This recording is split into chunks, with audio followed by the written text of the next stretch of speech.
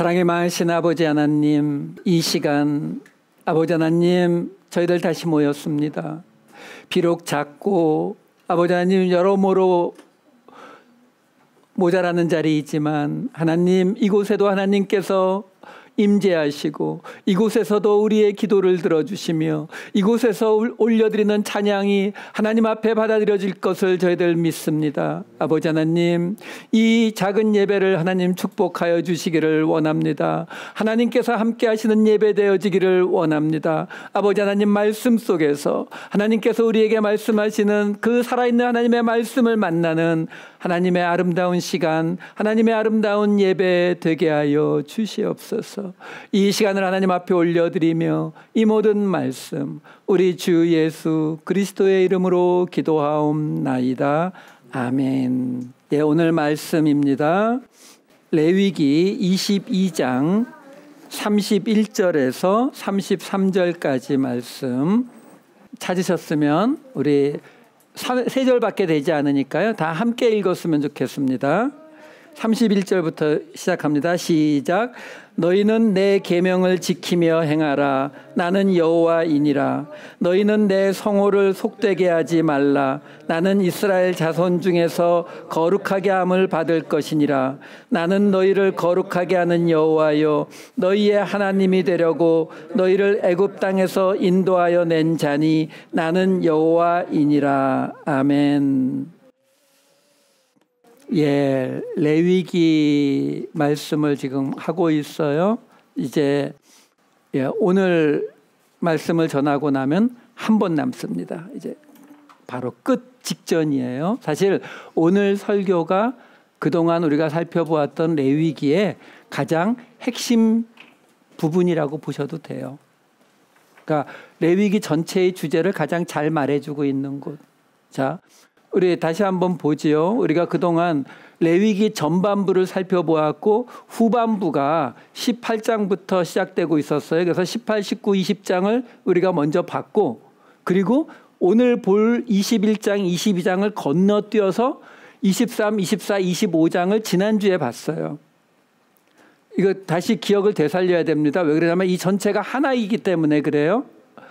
맨 앞에 있었던 18, 19, 20장 세 장인데 샌드위치 기법이라고 말씀드렸어요. 그래서 양쪽에 똑같이 무슨 이야기가 있었어요? 근친상간에 관한 이야기가 들어가 있었고, 그 근친상간에 관한 이야기가 18장과 20장에 있었는데 그 가운데 그 이야기의 주제가 되는 19장에 나오는 이야기는 뭐였다고요? 결국 공동체에 관한 이야기를 해주고 있었거든요. 그것이. 그러니까 그 얘기가 뭐였냐면은 근친상간이라고 하는 그러한 죄를 언급한 이유는 그 공동체를 망가뜨리는 가장 대표적인 것이 근친상간이기 때문에 양쪽에 언급을 해놓고 19장에서 그 공동체를 최초로 언급을 한 거란 말이에요. 마찬가지로 지난주에 보았던 23, 24, 25장도 23장과 25장에 23장에는 안식일을 바탕으로 하는 유월절이라든가 무교절이라든가 77절 같은 절기들이 나와 있었고, 그리고 25장에는 안식년과 희년에 관한 이야기가 나와 있었거든요. 그러니까 이 두 가지의 가운데에 있었던 24장에서는 진설병과 촛대를 이야기하면서 예수 그리스도를 이야기하면서 하나님의 이름을 욕되게 한 청년 하나를 벌하는 사건이 들어가 있었다라고 말씀드렸어요. 그래서 이 세 가지는 뭐였다고요? 양쪽에 있는 절기를 지키고 안식년, 희년을 지키는 이 사건은 안식년, 희년에서 뭐가 벌어지냐면 땅에 관한 이야기가 나오거든요. 근데 땅은 하나님께서 약속하신 이제 이 레위기 자체가 그 땅, 가나안 땅에 들어갔을 때에 땅을 받았을 때에 그때에 지켜야 될 이야기란 말이에요. 그때에 적용되는 것이 이 희년과 안식년에 관한 이야기였는데 그 이야기와 함께 절기를 지키는 이야기로 하면서 가운데에 나와 있는 그 하나님을 욕되게 한 청년을 벌하는 이야기에서 어떤 이야기가 나와요?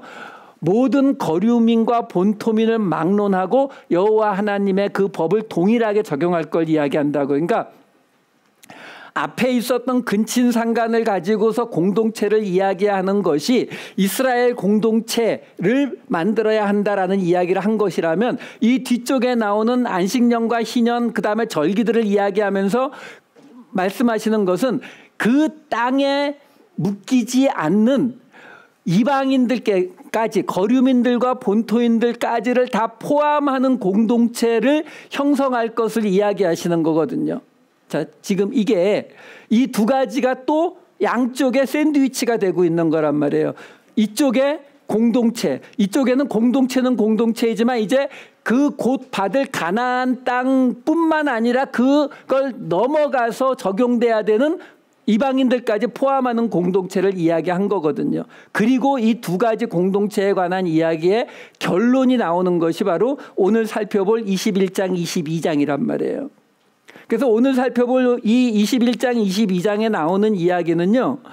제사장, 아론의 자손들인 제사장들과 그 제사장 중에서 뽑힌 대제사장들이 지켜야 할 규례들을 이야기하고 있는 거예요. 그러니까 한마디로 먼저 결론부터 말씀을 드리는 거예요. 혼동하지 못하시게. 뭐냐면 지금 하나님께서 출애굽을 해가지고 그 이집트 방식에 익숙해져 있었던 그 이스라엘 백성들을 이제 하나님의 공동체로 만들기 위해서 주어진 게 바로 이 레위기인데 그 하나님의 공동체, 이스라엘 공동체를 만들기 위해서 하나, 그리고 그 공동체는 이후에 그 땅을 넘어서 모든 본토인과 거류민까지 이방인들까지 포함하는 공동체가 될 것, 요까지 이야기해 놓고서 그런데 그들을 이끌어야 하는 리더는 요 사람들, 그 리더에 관한 이야기가 여기 들어있는 거예요. 그러니까 이 21장, 22장은 그 관점을 가지고 보셔야 돼요. 왜 그러느냐면 지금 21장도 시작할 때 어떻게 시작을 하냐면 21장 1절에 이렇게 나옵니다. 여호와께서 모세에게 이르시되 아론의 자손 제사장들에게 말하여 이르라. 그러니까 21장이 제사장들에게 말하는 게 맞아요. 22장에서도 22장 2절에 보게 되면은 아론과 그의 아들들에게 말하여 그들로 이스라엘 자손이 내게 드리는 이렇게 나와요. 그러니까 아론과 그의 아들들에게 말해서 이스라엘 자손들이 하나님 앞에 제물을 드릴 때 이렇게 하도록 가르쳐라라는 뜻이거든요. 그러니까 21장과 22장이 둘 다 아론과 그의 자손들, 다시 말해서 제사장 혹은 대제사장에게 주는 말씀이 맞아요.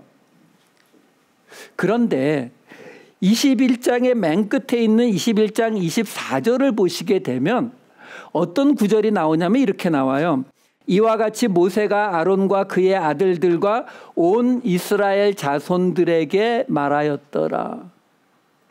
하나님이 지금 모세에게 아론과 그의 자손들, 제사장들과 대제사장들에게 말해라 했는데 모세는 거기에다가 플러스 이스라엘 자손들에게도 말했단 말이에요. 모세가 그냥 더한 게 아니죠. 모세는 항상 하나님이 시킨 대로 하고 있는 사람의 전형을 보여주고 있는 거란 말이에요. 그 이야기는 뭐냐면 이 이야기가 단순히 제사장과 대제사장에게만 주시는 말씀이 아니라 이스라엘 자손들도 알아야 한다라는 거예요. 왜요? 그게 문제가 되죠. 이게 알 필요가 없어요. 왜 그러냐면 예를 들어서 아니 그래도 좀 알아뒀다가 아론의 자손들이 제사장을 하다가 뭐 갑자기 뭐 죽거나 또는 무슨 문제가 생겼을 때 대타라도 뛸 수 있을 거 아니에요. 근데 그거 안 되는 거 아시잖아요. 이스라엘의 첫 왕이었던 사울 왕이 왜 쫓겨났어요? 사무엘 올 때까지 기다리지 않고 자기가 제사 드렸다가 그것 때문에 쫓겨났잖아요. 그러니까 이 레위 지파 아론의 자손들에게 맡겨진 제사장과 대제사장의 직분은 일반 이스라엘 백성들이 알고 있는다고 하더라도 대타 뛰거나 이럴 수 있는 게 아니에요. 그리고 오늘 이 내용도 이제 곧 설명을 드리겠지만 그 내용들이 일반인들이 알아서 무슨 도움이 될 내용들이 별로 없어요. 제사장들이 장례식 갔을 때 어떻게 해야 되는지, 제사장들이 결혼할 때 어떤 여자하고 결혼해야 되는지 뭐 이런 이야기거든요. 이거 일반인들이 알아서 뭐 하냐고요. 근데 일반 모든 백성들에게 이야기하더라라는 거예요. 그 얘기는 조금 이따 해드리고요. 자, 우리가 이 레위기에 나오는 이러한 계명들을 대할 때 우리가 좀 알아야 되는 게 뭐냐면 지금 이 이야기를 일반 백성들에게까지 알려주는 이유 중에 하나가 뭐냐면 그 내용들, 오늘 지금 나올 이 제사장과 대제사장이 지켜야 하는 이 규례들이 단순히 그 사람들이 너희는 제사장이니까 이거 꼭 지켜야 돼, 안 그러면 하나님이 혼낼 거야, 이 개념이 아니라 그들이 공동체의 리더로서 지켜야 되는 계명으로 하나님이 주셨다라는 의미예요. 그러니까 제가 이렇게 말을 바꿔볼게요. 무슨 이야기냐면 예를 들어서 뭐 목사가 술을 마셨다.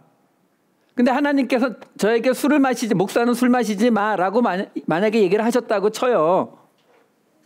근데 목사가 술을 마시면 하나님이 벌하시느냐? 지금 그럴 때에 만약에 내가 술을 마셨을 때 하나님이 벌하신다면 그거는 그 목사가 꼭 지켜야 되는 규례가 돼버리는 거죠. 근데 그것이 아니라 하나님은 벌하지 않으시고 하나님이 뭐라고 얘기하시냐면은 너 술 마시지 마. 그래 놓고는 여러분들한테 김태환 목사는 앞으로 술 안 마실 거예요 라고 말을 해버린단 말이에요. 그럼 그 의도가 뭐예요? 술을 마시느냐 안 마시느냐의 문제가 아니라 여러분들의 리더로서 세워진 이 사람에게 술 먹는 걸 내가 허락하지 않았습니다. 이렇게 말하고 있는 거라고요. 그러니까 알려주는 거예요. 모든 사람들에게. 여러분, 우리가 이 레위기가 이제 거의 끝나요. 다음 주에는 그냥 거의 부록 같은 거기 때문에 이 레위기를 지금까지 오면서요, 여러분들이 이거 하나만은 분명히 아셨으면 좋겠어요. 하나님이 이러한 규례들, 레위기에 나오는 이러한 규례들을 주신 것은 단순히 그 규례를 지키냐 지키지 않느냐를 따지려고 주시는 게 아니다라는 거예요.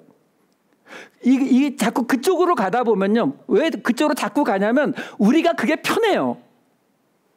아니, 쉬운 예로 지금 가장 기독교 안에서 뜨거운 감자가 동성애 같은 거잖아요. 그럼 동성애를 안 하면 구원받아요? 아니거든요. 동성애를 안 한다고 해서 구원받는 게 아니라고요. 근데도 마치 동성애만 안 하면 모든 것이 다 되는 것처럼 이야기를 하잖아요. 동성애 하면은 그건 큰일 나는 건데, 야, 좋다 이거예요. 근데 그 동성애만 안 하면 모든 것이 다 해결되는 것처럼 생각하잖아요. 아니라니까요. 이러한 규례들은 그 규례 자체의 목적이 아니라 지금 이 레위기 전체에서 이스라엘 백성들에게 말하는 것은 바로 이 18장부터 25장까지 이야기예요. 그 18장부터 25장까지 이야기해서 지금 무슨 이야기를 하고 있다고요? 이 규례를 지키는 것이 뭐가 목적이라고요? 공동체를 세우기 위해서요. 간단한 거예요. 요게 잡혀버리면은 다른 게 문제가 되질 않아요. 제가 전에도 말씀드렸잖아요. 저는 술 마시면 돼요? 안 돼요? 예, 안 된다니까요. 왜? 한국 기독교인들은 목사가 술 마시는 거에 대해서 굉장히 부정적인 생각을 갖고 있다고요. 그러니까 목사가 술을 마시는 게 죄냐 아니냐 따지면은요, 그건 대답이 안 나와요. 왜? 한쪽에서는 성경책 들고 뭐라고 이야기해요? 아, 여기 술 취하지 말라라고 나오지 않습니까? 그러면 한쪽에서는 또 디모데한테 포도주 마시라고 하던데 뭐 이런 거 갖고 싸운다고요. 그거 싸우라고 하나님의 말씀 주는 게 아니거든요. 하지만 분명한 건 있어요. 이 모든 것들이 공동체, 하나님은 이 땅에 하나님의 공동체를 세우기를 원하세요. 하나님의 공동체가 지금 우리는 교회라는 모습으로 나타나고 있는 것뿐이지 하나님이 세우시기를 원하는 그 공동체를 세우기를 원하는데, 제가 한국말로 설교하는 이상은 여기 한국 분들밖에 안 오실 거 아니에요. 그러면 저는 한국 분들을 가지고 공동체를 만들어 간단 말이에요. 근데 한국 분들은 목사가 술 마시는 거에 대해서 긍정적으로 생각 안 해요. 그러면 제가 아무리 성경책에서 목사가 술 마셔도 괜찮다라는 구절을 1000개쯤 찾아낸다 하더라도 공동체를 세워나가는 기준은 딱 갖고 있으면은 술 마시면 안 되는 거예요. 제가 말씀드렸잖아요. 미국 교회 목사님들은 술 마셔도 된다니까요. 왜? 미국 사람들은 그거에 부정적이거나 긍정적이지 않아요. 어느 쪽도 신경 안 쓰거든요. 그럼 미국 사람을 대상으로 목회하는 목사님이 술 마셨다? 뭐 그런가 보다 상관없다는 거예요. 그 목사님이 아무리 술을 많이 마시고 술을 즐겁게 마시고 근데도 교회가 부흥하든 말든 그거와 관계없이 한국인 목회를 하는 나는 술 마시면 안 된다니까요. 이거는 성경의 말씀이 아니라 그냥 하나님이 이 말씀들을 통해서 뭘 원하시는지를 먼저 생각하면 간단하게 나오는 거예요. 뭐 동성애니 뭐 이런 문제 가지고 성경책 놓고 싸우실 필요가 없어요. 간단해요. 동성애 문제도 똑같습니다. 미국 사람들은요, 동성애에 대해서 이미 60년대부터 그거 가지고 투닥거렸기 때문에 이제는 거의 신경 안 써요. 그러니까 미국 교회에서는 동성애자들 받아들일 수도 있고요. 실제로 제가 옛날에 있었던 교회에서는 사역자 중에도 있었어요. 미국 교회에서는요. 왜? 그래도 관계 없으니까. 근데 지금 한국 분들은요. 한국 분들은 아직 거기에 익숙하지 않아요. 그러니까 한국 분들은 아직 그거 못 받아들이는 거라고요. 그러니까 이게 공동체라고 하는 이 기준을 가지게 되면은 그런 웬만한 자질구레한 일들을 가지고 우리가 신경을 쓸 필요도 없어요. 기준이 간단해지잖아요. 뭐 조금 더 얘기해요. 그냥 뭐 한국에서 그 세습하는 것 때문에 몇 교회가 난리가 났잖아요. 그럼 세습이 옳으냐 마르냐. 성경에 100년 찾아보세요. 거기 세습이 옳다 아니면 틀렸다라고 나오나 안 나오거든요. 여기 미국에서 보니까 뭐 빌리 그레암 목사님 그 재단도 그 아들인가 딸인가 맡아 했죠? 아들인가요? 예. 뭐 그런 것 케이스도 있으니까 괜찮나고요? 미국 사람들은 거기에 대해서 별로 부정적이지 않아요. 그러니까 미국 사람들이 그렇게 하든 말든 한국 사람들은 거기에 굉장히 부정적이잖아요. 한국에서 삼성이라든가 뭐 대부분의 재벌들이 다 세습하는 것 때문에 한국 사람들은 거기에 굉장히 부정적인 인식을 갖고 있다고요. 그러면 교회가 그거 하면 돼요? 안 돼요? 안 되는 거예요. 제가 술 마시면 안 되는 거하고 똑같은 이유라고요. 이게 이 레위기를 우리가 살펴보면서 우리가 가져야 될 기준인 거예요. 항상 하나님의 나라, 하나님의 공동체를 기준 잡으면은 그러면 우리가 어디까지 할 수 있고 어디까지 할 수 없다라는 게 그냥 잡혀요. 그렇지 않고 자꾸 내 개인 구원을 가지고 따지면 여러분들의 개인 구원 갖고 따지면 대답 간단해요. 하고 싶은 거 다 하셔도 돼요. 하나님이 여러분들 선택하셨는데 그 선택이 바뀝니까? 안 바뀐다. 이게 우리 장로교 교리예요. 그러니까 그냥 믿고 그냥 죄송해요 이런 말 써서 강아지 판으로 사셔도 된다고요.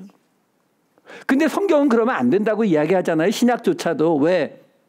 그렇게 하면 뭐가 망가진다고요? 공동체가 망가지는 건 뻔한 이야기거든요. 하나님이 이 땅에 원하시는 그 공동체를 못 세워가기 때문에 그러지 말라라고 얘기하는 거예요.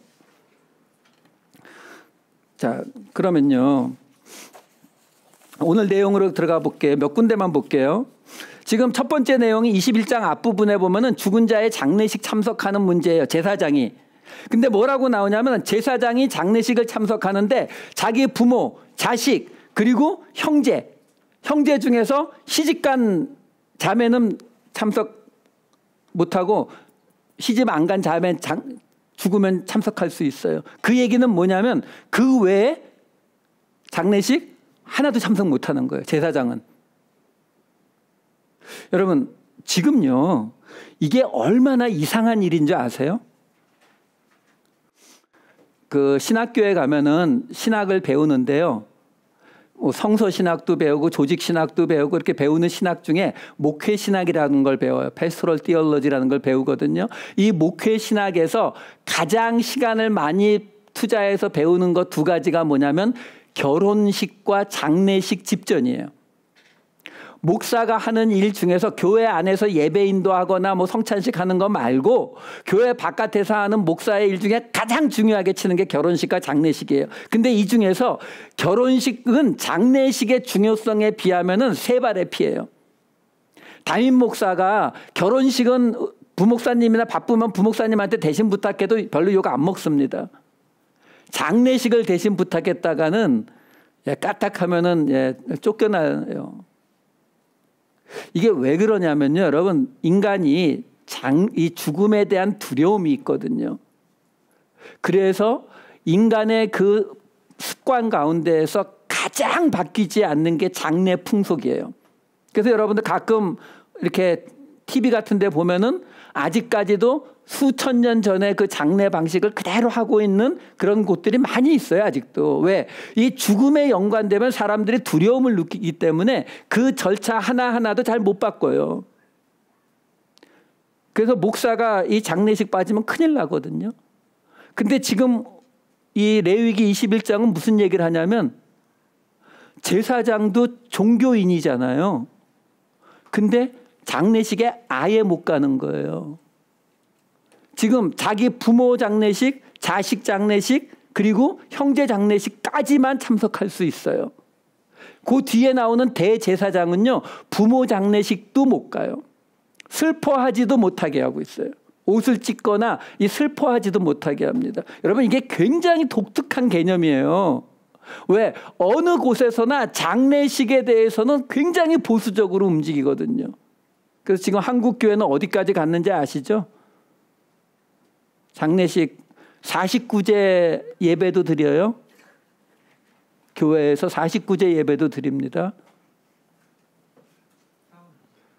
사실 우리가 그 대강 받아들이고 있어서 그렇지, 여기서도 장례식 하면 가장 기본으로 하는 게 입관 예배, 하관 예배 하잖아요.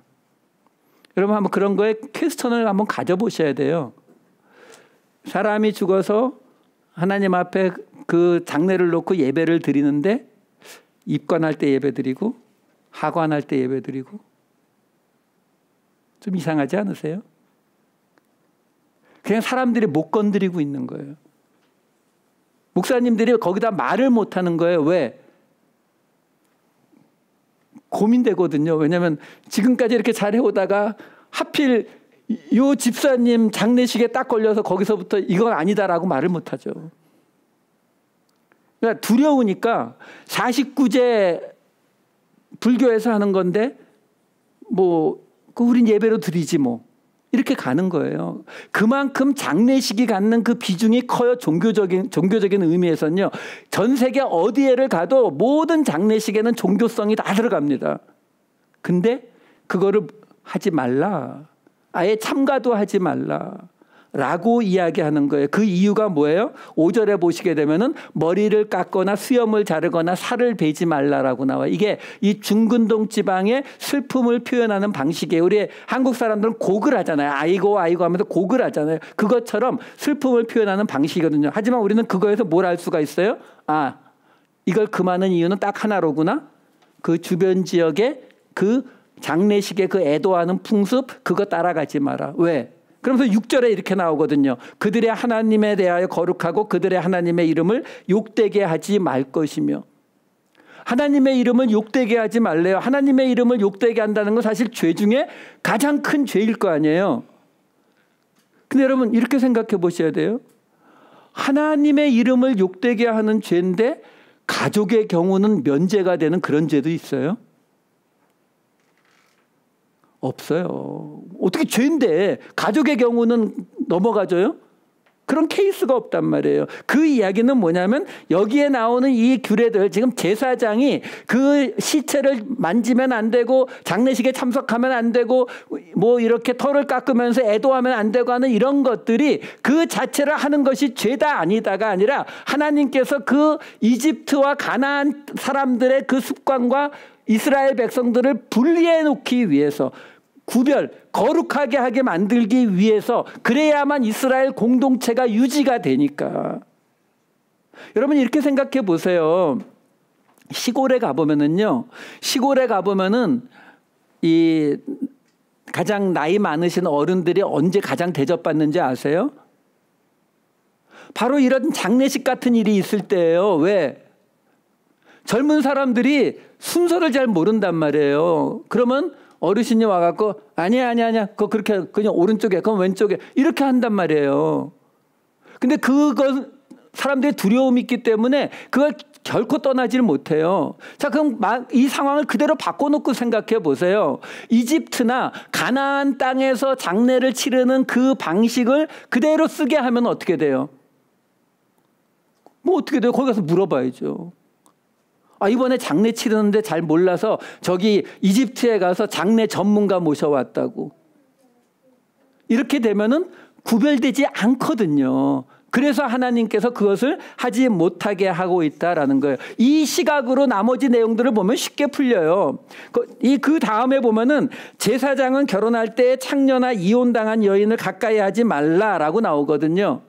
그러면 창녀나 이혼당한 여인이 더러워서요? 부정해서요? 그러면 그 창녀와 함께 있었던 예수님은요? 예수님은 그냥 본래 그냥 부정을 정하게 하시는 분이니까 상관없는 거예요? 그러면은 그때 예수님은 창녀들하고 같이 계실 때 예수님의 제자들은 저만큼 떨어져 있은 거예요? 아닌 거잖아요. 지금 여기서 이걸 유지하게 하는 이유도 단순해요. 그 다음에 나오는 게 이는 그가 여호와께 거룩함이니라. 그가 하나님께 구별되었기 때문에. 이번엔 누구하고 구별되는 거예요? 지금 이게 무슨 얘기라고요? 공동체의 리더에 관한 이야기라고요. 그러니까 일반인들과 구별되게 하기 위해서 다른 건 구별할 게 없으니까 결혼할 때에 창녀나 이혼당한 여인하고는 결혼하지 말라라고 나와요. 조금 뒤에 가면 이제 어떤 이야기가 나타나냐면요. 22장에는 제사를 드리고 난 그 고기를 먹는 문제가 나오거든요. 성물이라고 이제 나와요.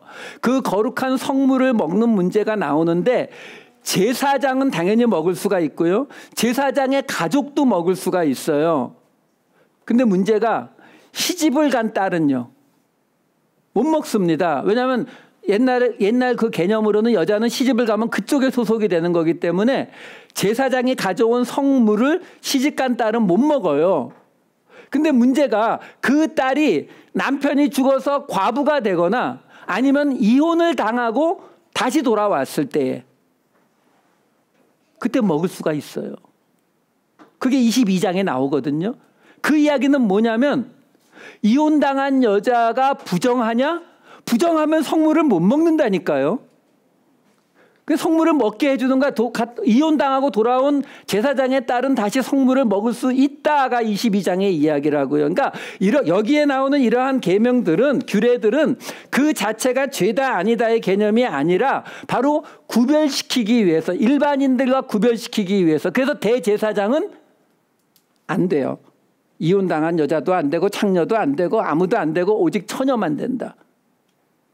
이렇게 만들어 놓는 이유는 단 하나, 일반인들과 이 제사장, 대제사장은 리더란 말이에요. 리더. 여러분 우리가 지금 이 모세 오경이 끝나고 이 사람들이 여호수아서에서 가나안 땅에 들어가서 이제 실제로 이 모세 오경을 적용하면서 살잖아요. 적용하면서 살다가 그러면 그 여호수아가 죽고 난 다음에 무슨 일이 벌어지죠? 책이 그 다음에 뭐예요? 여호수아서 다음이 뭔지 몰라요? 우리 장로님만 대답하죠. 사사기잖아요. 사사기가 약 400년을 끌고 가요. 400년을 끌고 가는 그 사사기 기간 동안에 우리 사사기 책에 보면은 사사가 13명이 등장을 합니다. 그 사사가 등장하는 기간을 다 모아보면은 한 140년쯤 돼요. 그 말은 대강 계산해 봐도 한 250년은 사사가 없네요. 그쵸? 성경에 보면은 사사 없이 살다가 이 사람들이 하나님 떠나고 이러면은 하나님께서 다른 민족을 보내서 힘든 시간을 주고 그 부르짖으면 사사를 한 명 세워서 그 문제를 해결하고 이게 계속 거듭된 거니까. 그렇죠? 자, 그러면 사사가 없는 그 250년 동안은 누가 이스라엘의 리더였을까요? 제사장이죠. 다른 사람이 없잖아요. 그러니까 그 공동체의 리더로 세워지는 사람에게 하나님이 요구하시는 개념인 거예요. 근데 그것을 왜 하나님이 그런 걸 요구합니까? 하나님이시니까요. 하나님이 뭐라고 이야기하시냐면은 하나님께서 정하신 거예요. 이렇게 해라라는 거예요. 그렇게 해서 구별되어라라는 거예요. 아유, 그게 말이 되나요? 여러분, 우리 사도행전에 보면 어떤 이야기가 나오죠? 베드로가 기도할 때 환상 속에서 뭘 봅니까? 고넬료 찾아가기 직전에 하늘에서 보자기가 내려오고 그 보자기 안에 온갖 부정한 짐승과 벌레들이 들어있는데 하나님이 먹어라 라고 이야기하죠. 그러니까 베드로가 안 먹습니다. 나는 아직까지 이런 부정한 거 안 먹고 지내왔습니다. 라고 할 때 하나님이 뭐라고 하시는지 아세요? 사도행전 10장 15절에 이렇게 나와요. 또 두 번째 소리가 있으되 하나님께서 깨끗하게 하신 것을 네가 속되다 하지 말라 하더라. 여러분, 우리가 많이 착각하는 것 중에 하나가 뭐냐면, 하나님께서 우리에게 이 말씀을 주셨어요. 이 성경은 우리에게 완전합니다. 어떤 의미에서 완전해요? 우리의 구원을 위해서 완전해요. 자, 근데 그러면 여기에 안 나오는 이야기는요? 여기에 안 나오는, 여러분, 이 책은 우리의 구원을 위해서 하나님께서 주신 완전한 책이 맞아요. 자, 그러면 하나님은 이 책 바깥으로 나가실 수 있을까요? 없을까요? 있죠. 여러분, 우리가 이걸 분명히 아셔야 돼요. 이 책은 우리의 구원을 위해서 하나님이 주신, 우리에게 주신 최소한의 가이드예요. 여러분 생각해 보세요. 지금 하늘에서 부정한 것들이 쭉 내려오고 베드로에게 먹어라 라고 했단 말이에요. 베드로가 안 먹었어요. 하나님이 옳아요? 베드로가 옳아요? 베드로가 옳죠. 그 베드로의 기준이 뭐였는데 바로 이 레위기 기준이었잖아요. 하나님이 주신 그 성경책 말씀대로 이걸 내가 안 먹는 게 맞다, 이렇게 말한 게 맞아요, 베드로가. 근데 하나님이 지금 뭐라고 한다고요? 내가 깨끗하다 한 것을 네가 속되다고 하지 말라. 왜? 하나님은 이걸 넘어갈 수 있는 권리가 있죠. 아, 그러면 성경이 틀렸다는 이야기냐? 아니요. 우리가 그때까지 그 성경의 온전한 뜻을 모르고 있었던 거죠. 제가 성경 공부를 가르치게 되면은 성경 공부 첫 시간에 항상 인용하는 구절이 하나 있어요. 그 구절이 뭐냐면 지금으로부터 1000년 전에 있었던 안셀무스라고 하는 스콜라 철학의 시작을 만든 사람이거든요. 그 사람이 인간이 되신 하나님이라는 책 서론에서 어떤 이야기를 꺼내냐면 이 사람이 만든 게 뭐냐면 성경을 사용하지 않고 논리를 가지고 하나님을 증명하겠다를 처음 시작한 사람이에요. 그러니까 논리를 가지고 내가 이렇게 주장한다라는 거예요. 근데 거기에 이 사람이 뭐라고 말을 써붙여놨냐면 이렇게 써붙여놨어요. 내가 어떤 것을 추론으로서 논증하려 한다 해도 그것이 하나님께서 내게 더 나은 것을 보여주시기 전까지 나는 그것을 이렇게 보겠다는 뜻 이상으로 간주되지 않기를 원합니다. 여러분, 우리가 성경에 대해서 이 기준을 좀 갖고 계셔야 돼요. 무슨 이야기냐면 저도 나름대로 기도하면서 이 말씀들을 준비합니다. 이 성경은 이렇게 되니까 이 뜻이 맞습니다라고 여러분들에게 전해드린다고요. 그러면 지난 2000년 동안에 이 성경을 이렇게 온전히 해석한 사람은 저 하나밖에 없는 거죠? 그럴 리는 없죠. 그럴 리는 없잖아요. 그게 뭐냐면요, 그 시대와 그 상황에 따라서 이 말씀들이 각 사람들에 의해서 그 당시의 최선의 모습들로 해석되어 왔다고요. 그 해석되어 오면서 지금까지 2000년 기독교 역사가 이끌어 온 거예요. 지금 저도 이 안셀무스와 마찬가지로 제게 하나님이 주신 말씀대로 이 말씀이 옳습니다, 이 말씀이 제대로 된 해석입니다 하고 여러분들에게 설명해 드리지만 그것을 우리가 어떻게 받아들여야 된다고요? 하나님이 더 나은 것을 알려주시기 전까지는 이렇게 생각하겠습니다 라는 정도로 받아들이셔야 된다고요. 여러분들이 제가 말씀드리는 이 말씀들을 완전히 예수님의 말씀으로 받아들이시게 되면 우리는 이제 이단의 한 새로운 종파를 개척하게 되는 거예요. 아니란 말이에요. 우리는 하나님이 우리에게 주신 은혜 안에서 하나님의 말씀을 최대한 하나님의 뜻을 찾아가기 위해서 노력하지만 항상 우리가 서 있을 자리는 그럼에도 불구하고 하나님이 내게 더 나은 말씀을 주실 때까지는 나는 이렇게 알고 있겠습니다. 이 자리를 떠나지 말으셔야 된다는 거예요. 그러니까 지금 여기에 나오는 이 이야기들도 바로 그렇게 해석하면 간단해지는 거거든요. 지금 제사장이나 대제사장이 어떤 여자와 결혼할 것이냐, 왜 이 사람은 되고 저 사람은 안 되냐, 이런 것들이 이 당시 상황에 맞추어서 지금 해준 거예요. 그러면 여기 이렇게 나오니까 목사는 재혼하면 안 됩니까? 아니라니까요. 그런 얘기하고 있는 게 아니에요. 그런 얘기가 아니라 이 이야기들을 통해서 하나님이 원하시는 게 지금 뭐라고요? 처음부터 끝까지 공동체예요. 공동체. 근데 그 공동체의 리더가 되려면 뭔가 일반인들하고는 좀 달라야 된단 말이에요. 여러분, 제가 한국에 있을 때 학교 선생이었어요. 우리가 목사나 학교 선생이나 또는 뭐 의사 선생님이나 이런 분들에게 우리가 기대하는 게 있어요.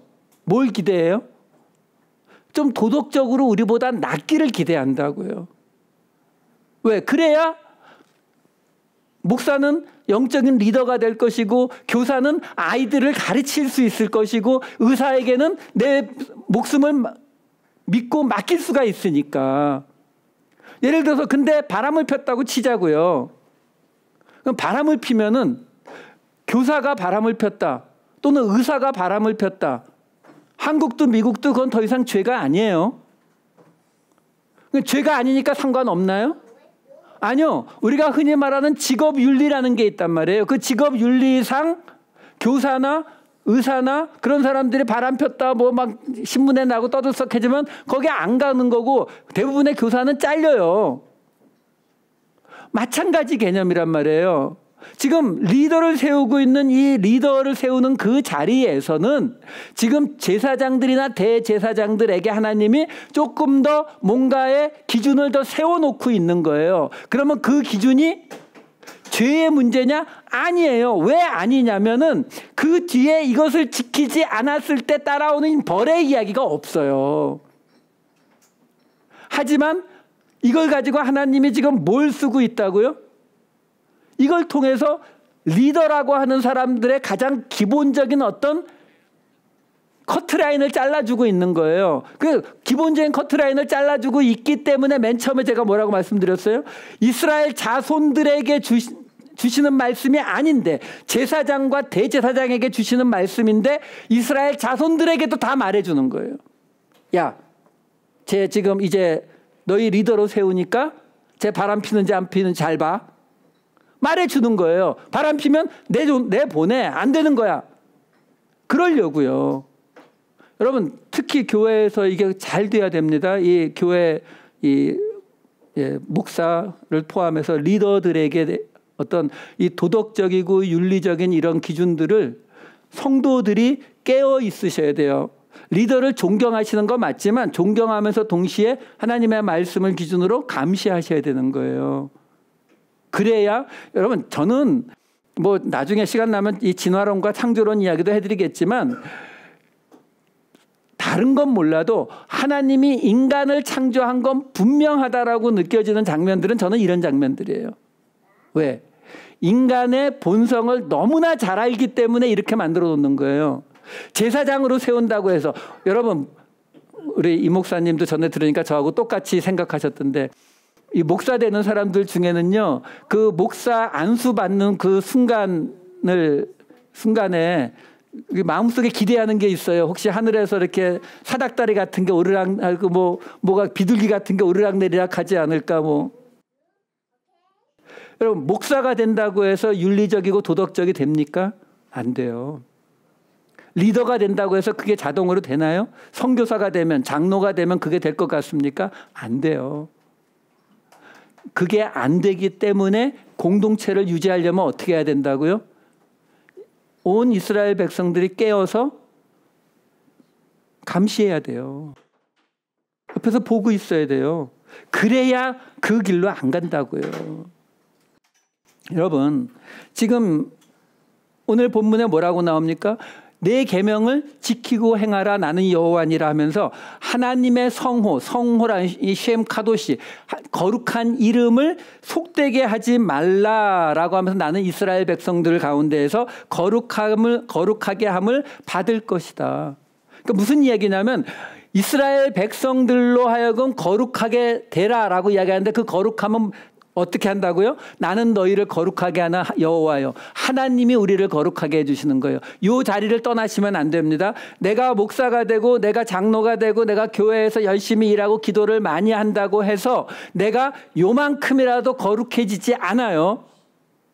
내가 아무리 하나님의 계명을 열심히 지킨다고 해도 내가 요만큼도 거룩해지지 않아요. 근데 그럴 때 내가 하나님의 계명을 지킬 때에 하나님께서 우리를 당신의 공동체 안에 받아들이시면서 하나님이 우리를 거룩하게 해주신다고요.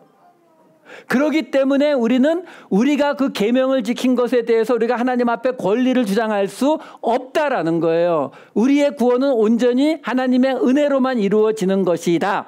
이렇게 되는 것이고, 그러면 그런데 우리가 그 계명을 왜 지키느냐? 우리가 계명을 지켜야만이 하나님이 거룩해지는 거예요. 이게 무슨 말이냐면 하나님이 거룩해진다, 하나님이 구별된다는 거잖아요. 하나님이 구별되는 건 어떻게 구별된다고요? 하나님이 어떻게 이 세상의 다른 신들과 하나님이 구별됩니까? 우리가 다르면 구별이 돼요. 예수님이 얘기하시잖아요. 너희가 서로 사랑하면 사람들이 보고 너희가 내 제자인 줄 알리라. 저 사람들 좀 이상하네? 예수 제자네? 이렇게 된다고요. 우리가 하나님의 계명, 여기 나오는 이 계명들을 지키면 사람들이 보고 저 사람들 뭐야? 여호와 하나님의 제자들이 하나님의 백성들이네. 하나님은 좀 다르네. 이렇게 되는 거라고요. 그러니까 우리의 거룩함은 하나님이 만들어주시고 하나님의 거룩함은 우리가 하나님의 계명을 지키는 자로 공동체로 만들어질 때에 하나님의 거룩함이 이루어지는 거라고요. 이게 레위기의 전체 결론이에요. 우리가 하나님을 거룩하게, 하나님이 우리를 거룩하게 하는 것. 기도하겠습니다.